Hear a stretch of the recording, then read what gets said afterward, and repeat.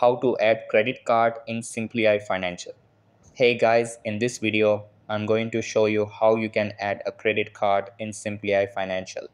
Make sure to watch this video till the end and let's get started. So, in order to add a credit card in Simplify Financial, you have to follow these steps. Step 1. Log into your Simplify Financial account using the mobile app or website. Step 2. Go to the Payments or Manage Payees section.